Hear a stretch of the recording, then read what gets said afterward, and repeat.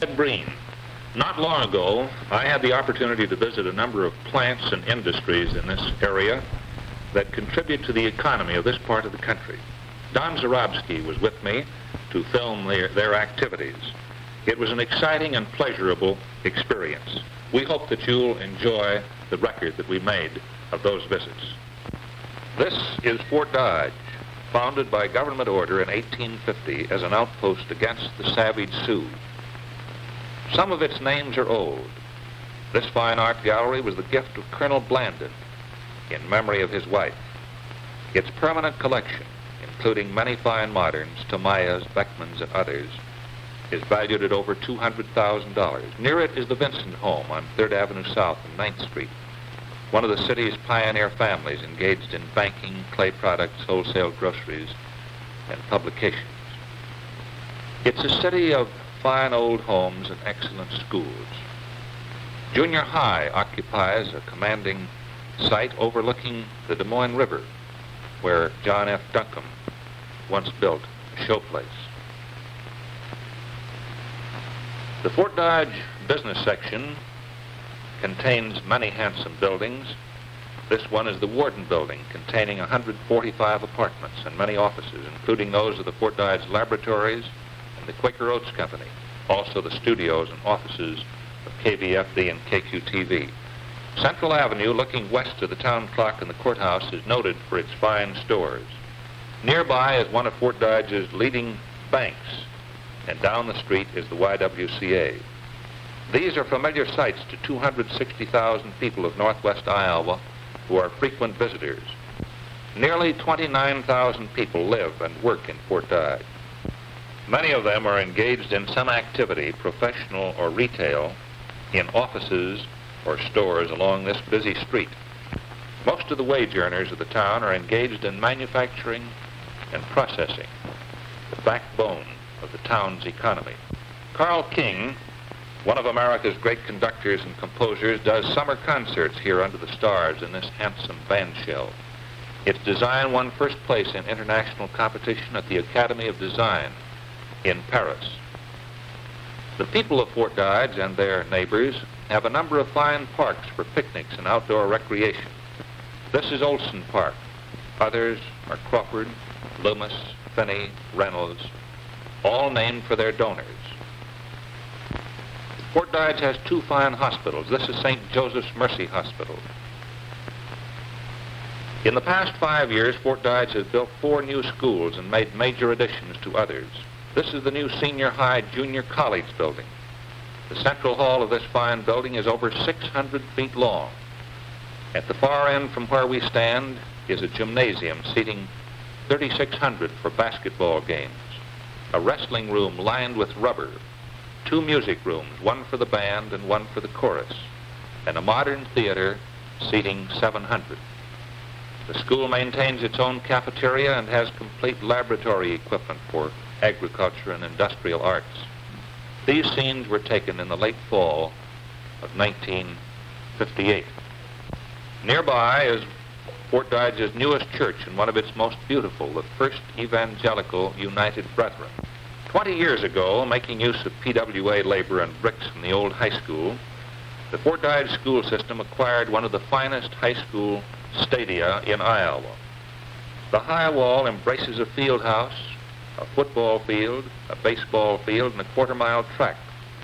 The stands seat 5,000 people, but when the Harvest Festival moves in, as many as 25,000 find accommodation on the field and in the stands. To the left of us, from where we stand, is the baseball diamond, just beyond the football scoreboard. KVFD has broadcast all of the high school games and many of the college games from this fine stadium. And our broadcasts come from a press box located high in the stands. And this is the press box from which we broadcast. These scenes are taken along Loomis Avenue and are typical of the new homes being built in Fort Dodge, eloquent testimony to the healthy state of the city's economy, which rests firmly upon diversified manufacturing and processing. For years, Fort Dodge was known principally as the home of the nation's leading gypsum industries. Then it acquired packing plants, but today its economy depends upon no one field of endeavor, but rests upon a broad base of many different kinds of industrial activity, most of them in some way or other native and natural in this particular area. This street we're going along is known as Loomis Drive. It's in northwest Fort Dodge and lies just above Loomis Park, and to the west of it lies the Des Moines River. This lovely old school, Corpus Christi, stands at the north end of Seminary Square. Adjoining it are the new parish center to the right of the screen, and to the left is Corpus Christi Church, the oldest Catholic church in Fort Dodge, and one of the oldest of all our churches. Its bricks were fashioned of native clay. This is another view of South Junior High. The fenced-in area, now a playground, was once the deer park of the late John F. Duncombe, lawyer, publisher, and hotel owner. Lutheran Hospital, standing on the west bank of the Des Moines River just above Herring Viaduct and Kenyon Drive, gives Fort Dodge, with Mercy Hospital, a total capacity of 500 beds. Beyond Lutheran Hospital to the west is this home for the retired, Friendship Haven. Dodgen Industries has for its officers Claude Dodgen, President, Jack Dodgen, Secretary-Treasurer, Joe Dodgen, Vice President, and John Dodgen, Vice President in charge of sales and of the Humboldt plant. John Dodgen directs the work of the Humboldt plant, where they build the Dodgen Twin, the Dodgen Mixovator, and the Dodgen Vulcanizer. These sell from the Middle West on up into Canada and out to the Pacific coast. This is Harold Ennis, Mr. Ennis's assistant manager. Here he's seen talking to Walt Fiesler of the Fort Dodge Box Company. Marion Olson is the bookkeeper of the Humboldt operation. In the Fort Dodge headquarters, east on Highway 20, Claude Dodgen, President, directs the entire company's operation. Jack Dodgen, the secretary and treasurer of the company, says their machines are sold by 800 implement dealers. This is the area the Dodgen Industries covers, pointed out by John Dodgen. During the past year, there were some notable increases in the company's business, and the Dodgens are optimistic about the future. The Humboldt plant builds a self-unloading wagon box that is sold principally to cattle and hog feeders. This is Morris Miller, chief machinist, working at a turret lathe in the plant. The first of the Dodgen-developed self-unloading wagon boxes replaced 4 teams and 8 men on a large farm near Fort Dodge. It saves the price of the unit every month. Ray Johnson, the plant superintendent, is working at this smaller lathe on a jig for the new all-purpose Dodgen bulk feed unit. Lewis Collins is the job work foreman and the plant service manager. This welding is being done by Jake Rohr. It's an important process in the Dodgen plant. And so is the painting, which will protect the finished machine against sun and wind and weather. Glenn Rosendahl, production foreman, is preparing to dip the gearboxes for a stalk cutter. This is the Dodgen bulk box, an all-purpose bulk and bag feed box. It will carry loose feed and also feed in bags. John Green and Ray Holland are working on it. This is the completed box, one which is very popular now at a time when the feed industry generally is converting from bag to bulk feed. This box handles both. This is Dodgen's famous Mixovator, a new product designed to permit the mixing of feeds as they are being delivered to the farm. The Mixovator hauls, unloads, elevates, and mixes, but it does all of its mixing with scientific accuracy, as it carries with it its own built-in scales right at the bottom of the Mixovator. The Mixovator mixes feed or feed with supplements, and it does it just as the customer wants it. Dodgen products are sold everywhere in Canada, in the United States, in Latin and South America. This box was sold to Felco, with headquarters in Fort Dodge. Members of another Fort Dodge family manufacturing for the farmer are the Burches. If it's made of canvas, the Burches make it, and often if the product was once made of canvas, they still make it, as in the transition from canvas to aluminum awning. Paul Burch, general manager, will tell you that Burch makes both in its fine plant at 618 First Avenue North. The Burches, in canvas for 3 generations, are best known now for their famous heat houser. Seen with Mr. Burch is his secretary, Ada Gordon. Farm and truck tarps have to be repaired, so people everywhere in this area bring them back to the Burch Manufacturing Company, where they were made. Repairing these heavy canvases is rough on machines, but when the machines go out of order, Jack Bradley knows just how to fix them. Here's the beginning of the heat houser. 50 layers of duck are laid out. This is 10-ounce duck, heavy to resist weather, to keep out cold, to outlast the tractor it's built for. This is Mary Garrett. She's been with Burch's 9 years. She puts the pattern on the canvas, then with her electric knife slices through 50 layers, just like they were butter. Bev Bailey, in charge of this operation, is using the silk screen process to place the heat houser insignia on the canvas. Then the canvas is hung up to dry. Now that the canvas is cut and stenciled, it's ready for the sewing machine. Now this is a skilled operation, and the women who are working in these scenes, Helen Hans, Bernice Miller, and Lucille Schleich, are expert canvas tailors. They bind the canvas, they sew it together. They put on the heat houser flaps. Heat housers battle the weather. They keep the farmer warm. They create the cab in which he rides on his tractor. So every seam must be fast. Every flap must hold. Heat housers require grommets. These are metal-lined eyelets. Wilma Shadfold puts them in. Not all of the heat houser is made of canvas. No, a good deal of it's made of plastic. The heat houser is a cab, and the tractor operator must be able to see in every direction. So the wings are plastic, and Vera Hanrahan is seen here making them. Tom Stapleton is shaping this heavy plastic that makes up the all-important heat houser windshield. Betty Schaefer sees that every package contains all the parts called for. And these are tailored, you know, to fit some 200 different kinds of tractors. From here it goes to the shipping room, where Clarence Camerar takes charge. Well, the day we were there, heat housers were going to Texas, Idaho, Indiana, Ohio, New York, Utah, South Dakota, Colorado, Pennsylvania, Oklahoma, and 13 other states. The Burches make everything that's made of canvas. They make awnings of aluminum. They make them all with the same care and skill and honest workmanship that has made heat houser known from coast to coast and all over the world, where men ride tractors and need protection against rough weather. The Lehigh Sewer Pipe and Tile Company, started in 1907, has its home office in Fort Dodge. John DeGroff is the sales manager. Joe Bryant, the general manager, says the demand for vitrified clay sewer pipe is on the increase.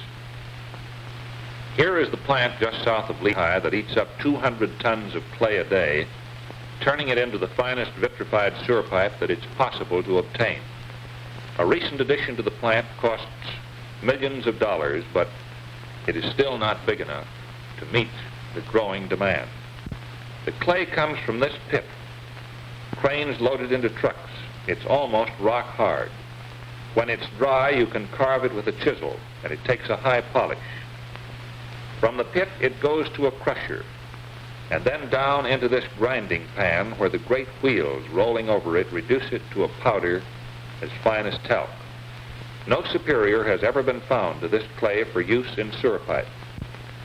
After the clay is puddled into a thick paste, it's run through a huge shaping machine, and it comes out looking like this. The men working on this section of pipe were Sevia Vandy and his assistants. The making of special joints is a hand operation and done while the tile is still green. This is the new part of the plant, and you're watching a plug machine making small sewer pipe. The paste or mix or puddle is squeezed out through this machine much as you squeeze toothpaste out of a tube, or a cook squeezes frosting out of a pastry tube. Here, the pressure needed to form this thick clay mix into the form it must take is tremendous. As you can see, it's almost all automatic. The plunger forces out the mix. The tube is cut. The bell is formed. The grooves are made. The pipe rolls down the incline. The arm picks it up, stacks it on a slab, or on a sled, as they call them. These small pickups are gasoline-driven. Fumes, however, are slight and cause no difficulty in the plant. The men are Nello Delachisa and Dale Nemachik. They take them from the pug machine to the drying room. There they stay for 48 hours.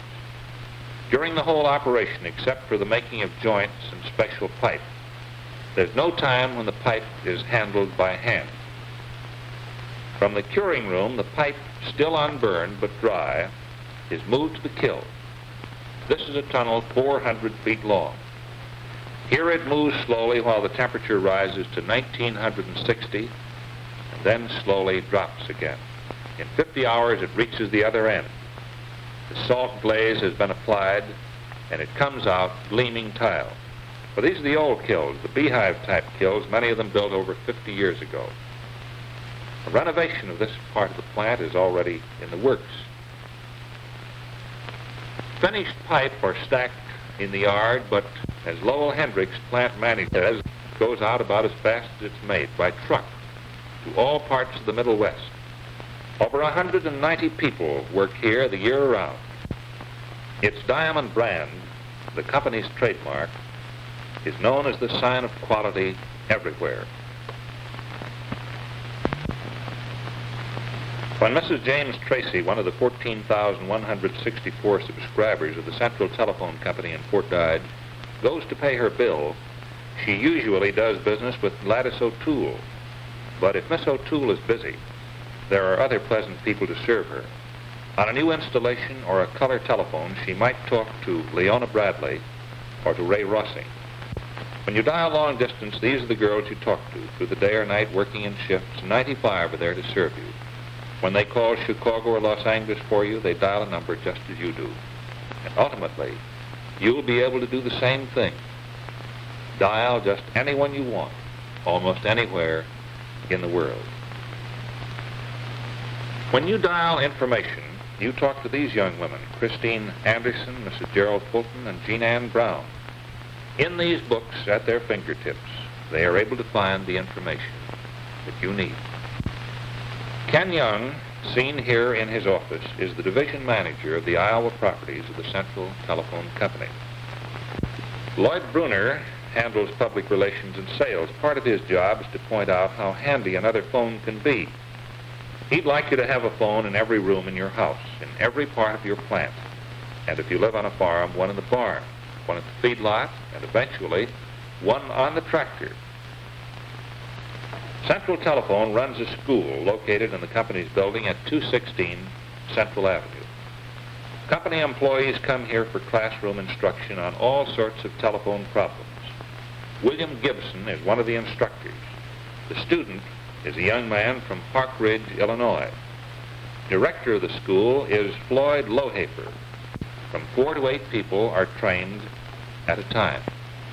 They come from the company system covering 4 states. In this same building, the company cleans, rewires, and repairs thousands of telephones every year. These come from the company's properties in Iowa, Minnesota, Wisconsin, and Illinois. Byron Young is the manager. The repairmen, Roger Reesner, Roger Meacham, Roger Edson, Ronald Carlson, and John Holmquist clean and repair 50 to 60 phones a day. After the wiring is renewed, cases are cleaned, and the dial mechanism is tested. And if there is need, it's repaired. The men who are doing this work are Merle Wing and Grant Reinhardt. After their work is done, the dials are checked by Don Bethel before they're installed in the phone. It is through this intricate maze of wires that your telephone call reaches nearly everyone in the world. At the present time, the capacity of the Fort Dodge system is being doubled.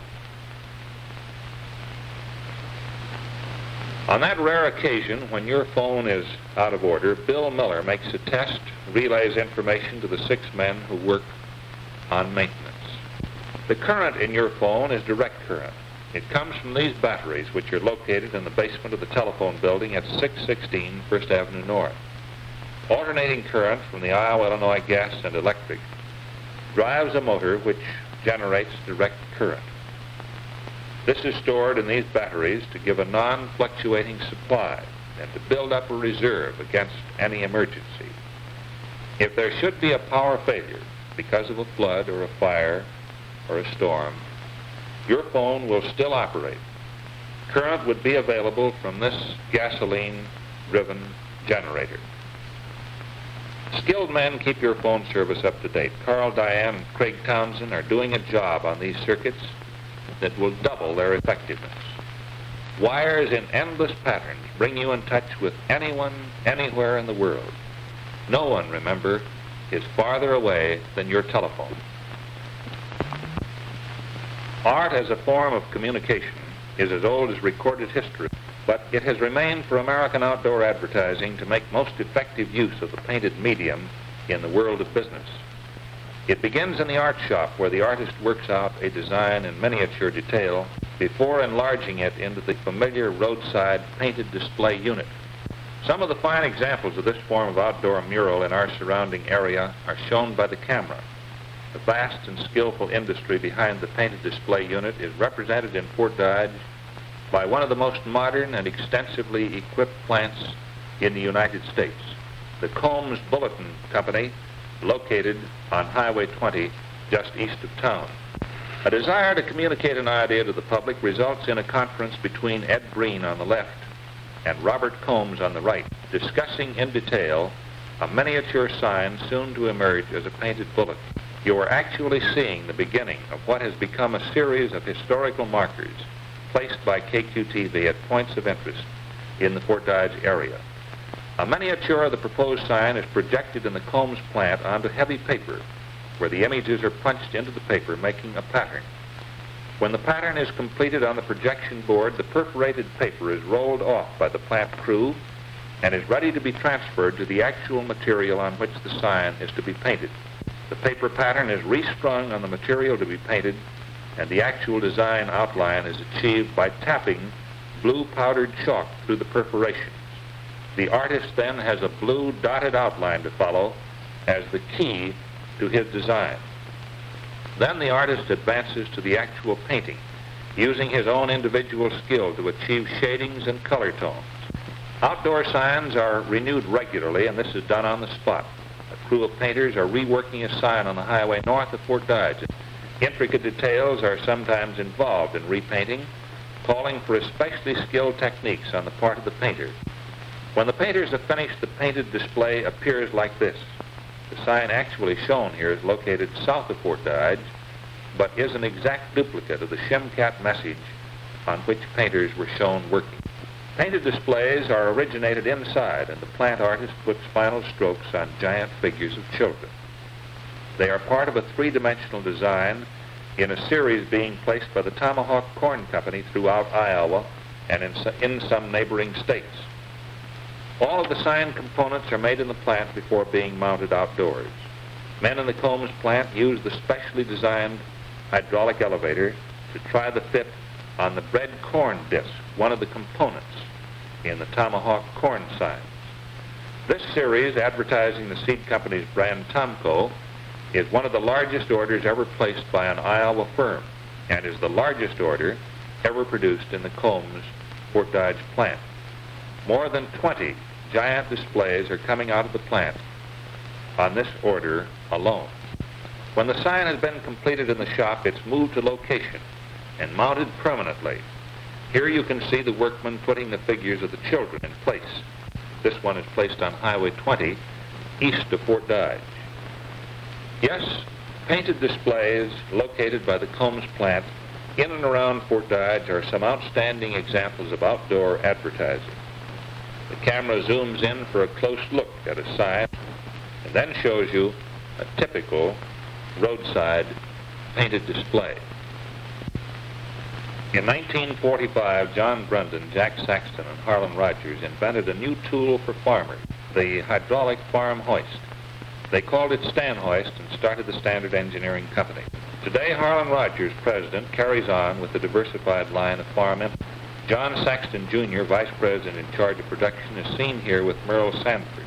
Jack Rogers is vice president for sales, and Herb Anderson is secretary. Mrs. Mildred Schreiber is treasurer. Today, the Stanhoist all-steel wagon with all-steel running gear and built-in hydraulic lift is one of Stanhoist's many fine products. These Stanhoist skilled workmen, Charlie Pingle and Kenneth Daniels, Jr., are forming the steel sides of the box. This brake press of 50-ton capacity is soon to be replaced by one 3 times more powerful. Gene Schoon and Lloyd Phillips are here preparing a Stanhoist bucket for the painting vat.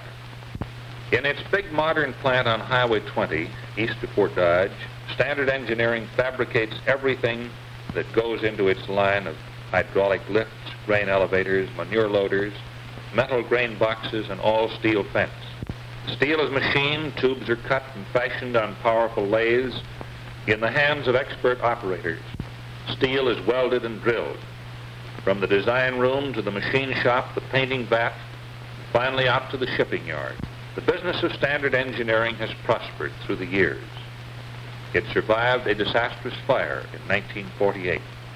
Today its products are shipped all over the United States and on up into Canada. Year-round, more than 75 men find steady employment, building the Stanhoist line of loaders, farm hoists, elevators, steel wagons, manure spreaders, and steel fence. Mr. Rogers said business had been very good and future prospects seem excellent. On this Webster County farm, not far from the Standard Engineering plant, Louise Schmoker and Carl Sharp are using Stanhoist equipment to harvest a record-breaking crop of corn. They're using a Stanhoist steel wagon with a built-in hydraulic lift and using the Stanhoist all-steel running gear. The Stanhoist elevator is being used to carry the corn up into the crib. The Stanhoist built-in hydraulic lift tilts the wagon and the corn starts spilling down into the Stanhoist elevator. The bed of the wagon is as smooth as a dance floor and is the strongest ever built. Stanhoist elevator is built in a size for every farm, designed and engineered to give years of trouble-free service. As you can see here, the carryaway is big and built to handle the load fast. And here's the Stanhoist fence, the newest product in this fine line. All steel and galvanized, it's attractive, it's strong, it's easy to put up, it requires no painting, and it will last forever. No nails are used, it's all bolted together. It will never sag or warp or rust or split. The first cost is the last cost. It looks better and gives you the protection you want year after year. Standard Engineering is one of Fort Dodge's fine industries, continually in search of new products for the farm.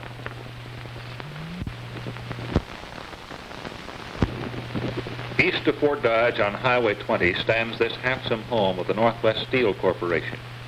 It was organized in 1951, and for the past several years, under the dynamic leadership of its president, Charles Nimitz, has been first in sales for strand steel. Builders with problems who come to Northwest Steel find their solutions in this room. It's the engineering and design center of Northwest Steel. Here you will find men busy designing schools and auditoriums, as well as great storage buildings. Many of the fine steel buildings that you see in Iowa had their origin in this drafting and design room. In its own shops, Northwest Steel is ready and able to handle any kind of building at all that's built of steel. In the fabricating shop, men weld and cut steel and shape it, as in earlier days men shaped and cut wood. But here the building is being done with steel, the modern building material that does every building job better. Skilled mechanics work from architect's drawing. Machines do their bidding to produce parts, ready to be fitted together on the job with tolerances of less than 1/1000th of an inch. Everything is done in the plant. When the parts reach the job site, they fit exactly.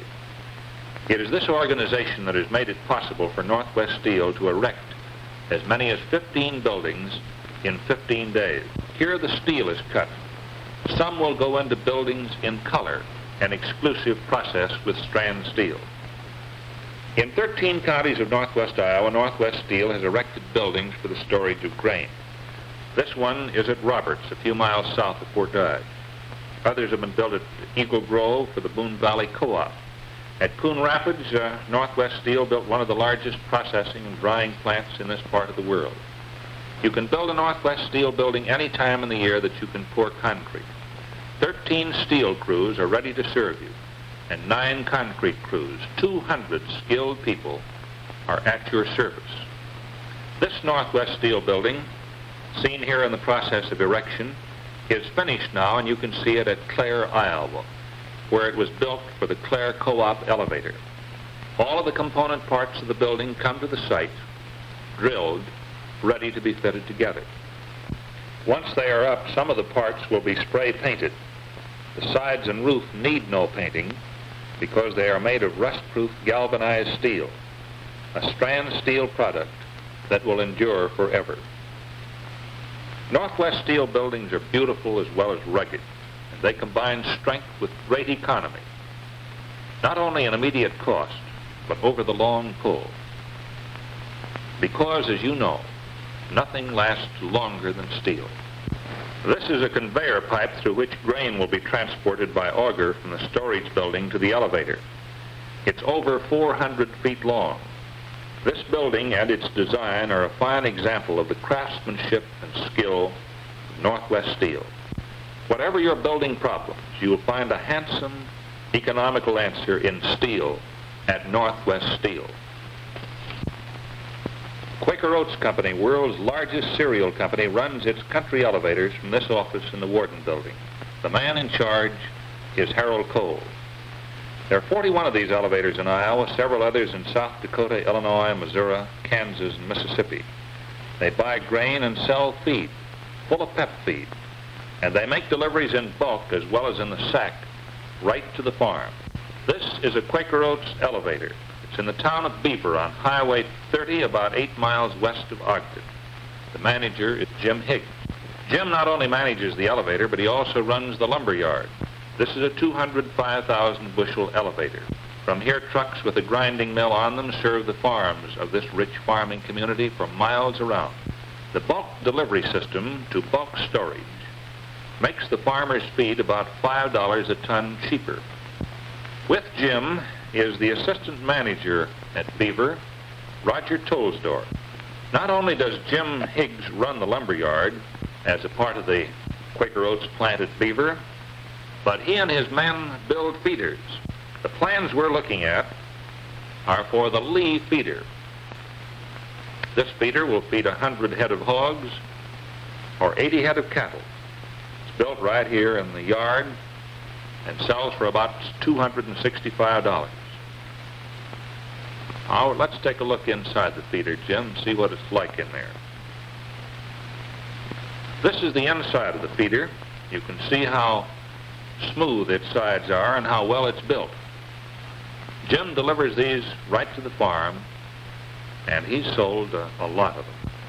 Feed comes in by rail. Higgs and I are standing in one of the cars. This is a big operation, and the supply of feed to the farms is just as important as the purchasing of grain. Full of Pep is the Quaker Oats brand name for its feeds. Every different kind of Full of Pep feed is the result of years of laboratory work and farm testing. This Quaker Oats elevator is a monolithic poured concrete tower 135 feet high. Winds love to play around an elevator, and the day we were there, the winds were having a ball. When you go up to the top of this elevator, you ride in a very small cage, only big enough for 2. The view, as you can see, of the Iowa farmland is beautiful. No railing around the elevator's top, and on a windy day, just standing there so far above the ground can give all the thrills of mountain climbing.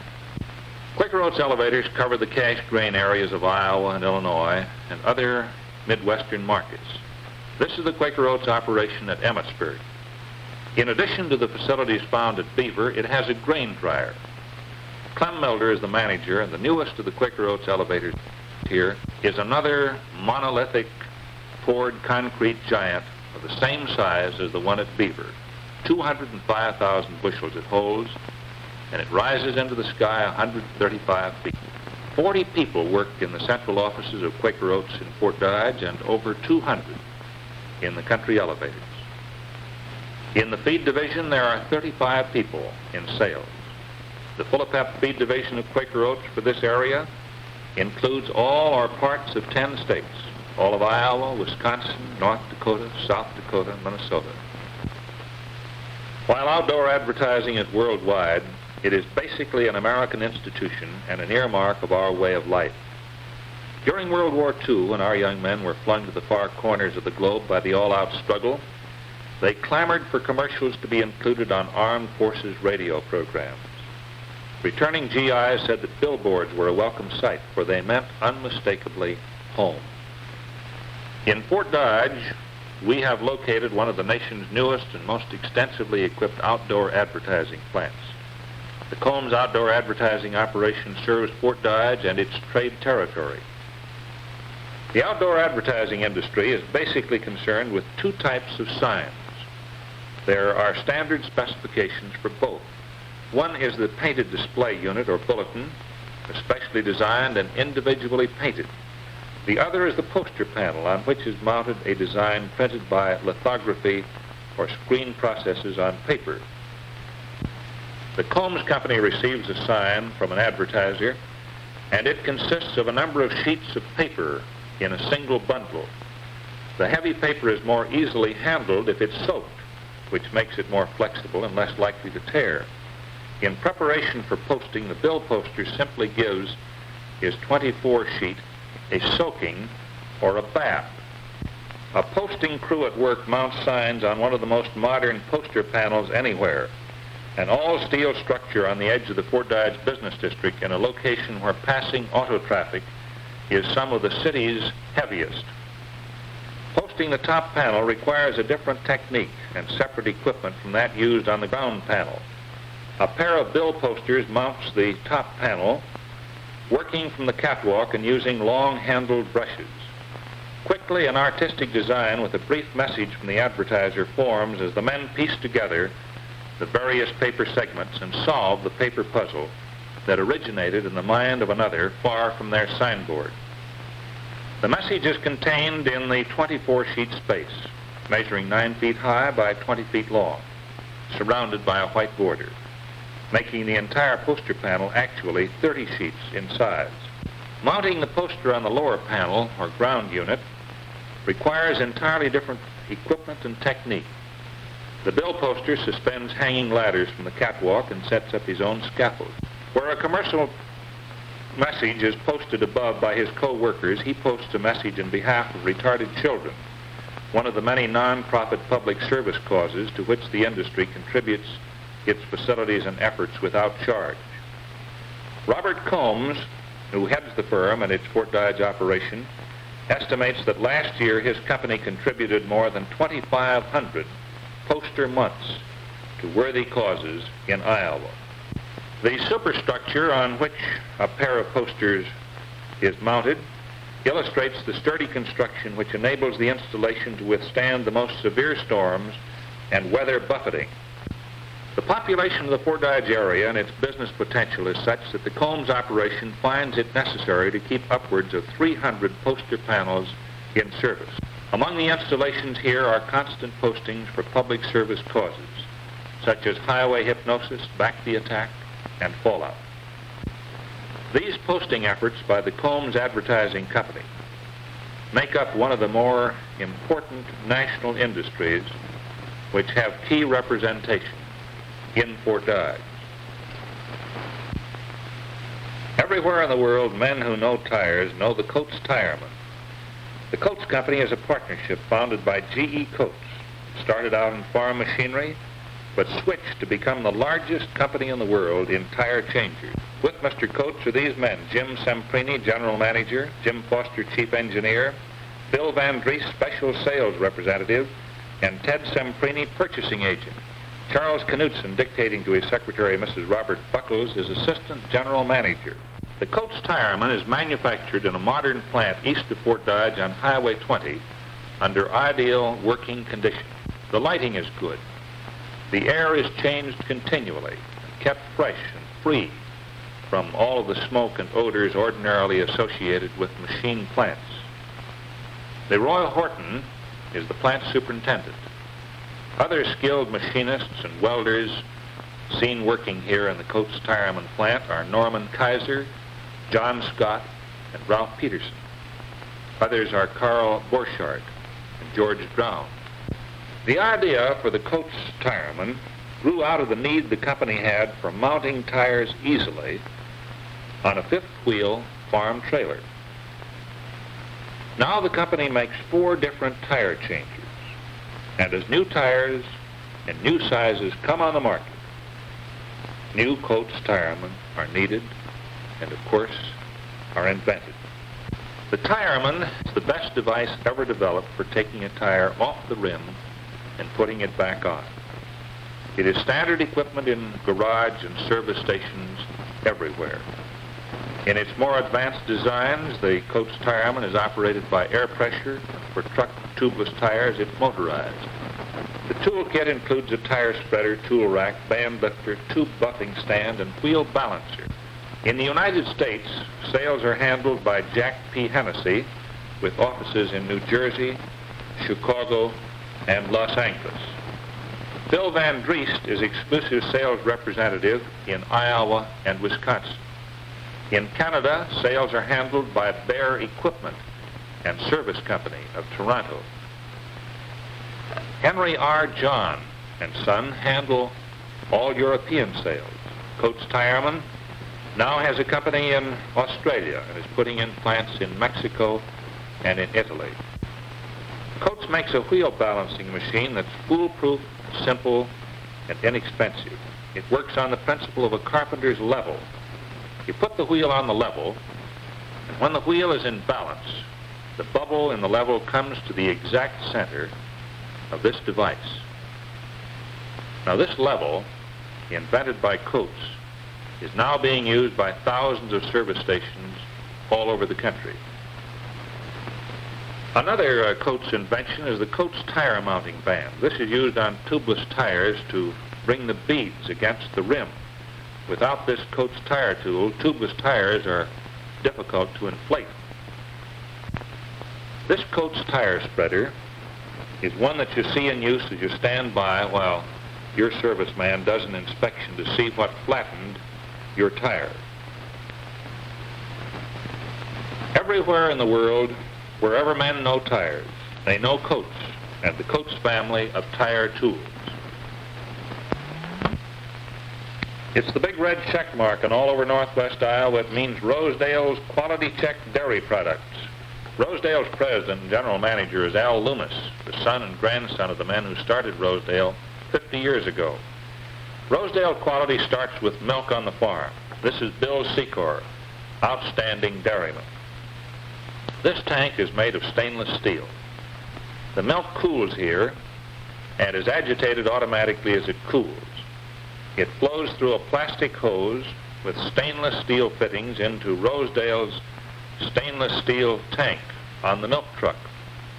Art Sindlinger coils the plastic hose and makes ready for his next stop. The farms that supply Rosedale milk are the best dairy farms in the... They're owned and operated by outstanding dairymen like Bill Secor. The dairy herds are quality checked, government inspected. They use only the finest steel equipment, kept laboratory clean. When you buy Rosedale dairy products, you can be sure of their quality. You can taste the freshness, the goodness in them. This is Rosedale's modern sanitary plant. Ice cream cartons are being filled. Howard McDonald, foreman of Rosedale's ice cream department, stacks the empty cartons, and they're filled automatically as they move along. Finally, the machine closes them. Then they come to Marie Phillips and Mary Fairbanks, who put them into sacks. Rosedale makes Eskimo pies for all of Iowa and parts of Missouri and Nebraska. Here's how the pies look as they begin to be Eskimo pies. By conveyor belt, they go into a chilling tunnel much colder than the coldest Iowa day. In there, it's 50 below zero. Paul Daly watches over them, and a little hammer automatically wraps each tray to break them loose because they're frozen tight. Here they're going into an Italian wrapping machine to get a coating of foil. Rosedale's Eskimo pies come in a take-home package, 12 to the box, and in an institutional package. Now here Norman Lemke is shown stacking flat half-pint cartons into the bottling machine. The flats enter the machine to become cartons. 5,000 moving fingers make the carton, each one under a pressure of 2,500 pounds, and each one formed of plastic-coated cardboard at 550 degrees. In an endless march, these cartons pass, bringing milk from fine dairy herds right to your door. These cartons are the most modern milk cartons in the world, sealed under heat, plastic lined, no wax to drip from them, and they never leak. From the bottling machine, they go to the conveyor belt, each one filled with Rosedale's quality-checked grade A milk or cream or half and half or whipping cream. From the conveyor belt, they're placed in wire baskets, ready for Rosedale's refrigerated trucks, ready to be left at your door by your Rosedale dairy route man. These Eskimo pies are headed for Kansas City. Rosedale Dairy is the home of quality-checked dairy products in Fort Dodge and northwest Iowa. The president of the Fort Dodge Laboratories is D.A. Peterson. The company is the largest exclusive producer of veterinary products in the world. This is the biological farm where vaccines and serums of animal origin have their beginning. It has a large and constant population of all kinds of animals. These goats are part of the population. They're brought from southern Missouri and Arkansas and are used in the production of rabies vaccine. They are inoculated with the virus of rabies and become victims of the disease. They are sacrificed that people and other animals may live. Most of the animals used for the production of vaccines and serums are bled at regular intervals. But rabies vaccine is made from the tissues of the goat. These essential tissues are placed in sterile jars and go to the company's laboratories for further processing. Fort Dodge products are sold in 60 countries. The company has distributors in Venezuela, Mexico, Cuba, Canada, Thailand, Portugal, and then it also has several in South Africa. Laboratory horses live the lives of country gentlemen. They have fine quarters and nothing to do. Horse's blood is used to make many products. Serums used for swine erysipelas and for animal tetanus antitoxin. Don Donohue is the superintendent here. The horse's neck is shaved and blood is taken from the vein. These horses are in excellent health and receive the best of care. Cats, too, are used in the manufacture of serums. As you can see, they're well cared for and are sleek and healthy. They enjoy every luxury. Dr. Ludwig Sender and Dr. Harlan Engelbrecht are among the men responsible for the scientific work done on this remarkable farm. Here's the finest doghouse in the world. Hundreds of dogs live out long lives of ease in this doghouse. They're big dogs. They run in these pens during the day and occupy the doghouse at night. Their blood is used to make distemper serum. Joe Hickey and Don Clark are two of the technicians. The dogs become accustomed to their regular visits to the laboratory. In the downtown laboratory, serums and vaccines are refined and packaged. In this operation, you see Irene Harrison, Mildred Sturdivant, Maxine Spies, Bernice Stringer, Olive Hansen, Maureen Carlson, Grace Hogan, Irene Newman, and Ida Mae Julian. MLV, a discovery of this company's, was the first modified live virus hog cholera vaccine. In this packaging operation over in another laboratory, Lucille McMenamin, Evelyn Brooks, and Betty Lou Aiden are using an automatic filling device which always delivers the exact amount required. This vacuum chamber operates at temperatures down to 76 degrees below zero. These units are used to dehydrate serums and vaccine. In the freeze-drying units, all moisture is removed from the material under vacuum. The powder that is left may be kept indefinitely. The veterinarian merely adds sterile water to restore its liquid form. The men in charge of this important laboratory operation are Ed Riley and Fletcher Moore. Here they are checking the complex recording machines and meters which regulate the dehydrating chambers. To every part of the world, the veterinary products of the Fort Dodge laboratories carry the Fort Dodge label. Fort Dodge, Manson, and many farms and several towns are serviced by the Fort Dodge district of the Iowa-Illinois Gas and Electric Company. This is the big service building at South 22nd Street. Like a ship store, the service building has everything. Gordon Stiles, the storekeeper, has checked out a transformer, and Ralph Bowie is loading it with a lift truck. Out in the yard, a line crew is loading a pole for the Best Wall Gypsum Company southeast of Fort Dodge. In the crew are Arnie Green, Gail Bell, the foreman, Gary Junkman, Harry Knoll, Les Willis, Sam Weir, and Howard Corey.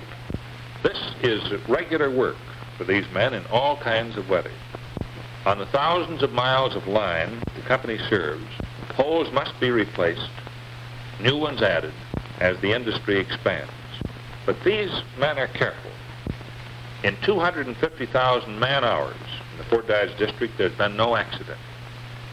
Gas is an important product furnished by the company. To see that you're not overcharged and your meter's working properly, every gas meter is brought in and checked at least every 7 years. This is Dean Smith working on one. Now, electric meters receive the same treatment. They're tested every 8 years. The men who work on them are Bernard Sweeney and Leighton Hansen. The man who reads your meter for the company, whether it be gas or electric, knows that it has measured the amounts that you use correctly. Now, here's the dispatcher's board. It shows where every switch is located in the Fort Dodge district. It shows all automatic reclosing devices, all generating and substations, all connections with other companies. Jane Fuller and Shirley Webb man this radio communication system. They talk to 19 trucks over a 40-mile radius. This radio station is in operation 24 hours every day. Arnold Bell, Louis Laughlin, and George Kramer assist in directing the work that keeps the power flowing. Here is Harold Gilbert, superintendent in charge of gas distribution. These meters and recorders measure the flow of gas to nearly 10,000 domestic and industrial users. John Meenan is the electric distribution superintendent for the district, serving 14,515 customers. Harold Anderson is the supervisor of the service building and storeroom operations. The head man and manager of the Iowa-Illinois Gas and Electric Company in this district is Ray Kaufman, seen here in his office. Although this district is part of the Iowa power grid, the primary source of power for the Fort Dodge district is this generating plant on the Des Moines River, just south of Herring Viaduct. The inside of the generating plant is a beautiful thing. You're conscious of power in it as you're conscious of goodness in a church. Clyde Lund is the plant superintendent in charge of its activities, which are measured by a great variety of meters at various locations throughout the plant. The man reading these is George Schaffner. Great steam boilers drive turbines, turbines drive generators. Voltages, watts, amperes, and cycles. They're all measured and regulated through the use of these meters. They take the pulse of that all-important current that keeps the town and country going. This great substation is one of the important parts of the electric grid in Iowa. Safety is a constant aim of the company, and this plaque is evidence of thousands upon thousands of accident-free hours. At 11th and 1st Avenue North, the Fort Dodge District has its office where the general commercial activities are carried on. Here it handles stoves, washers, dryers, refrigerators, freezers, and water heaters. This is Fort Dodge, was produced by KQTV Channel 21, NBC TV, for Northwest and North Central Iowa. Don Zarobsky did the film work. Editing was done by Stanley McCurdy. We hope that you've enjoyed this visit. Thank you for being with us.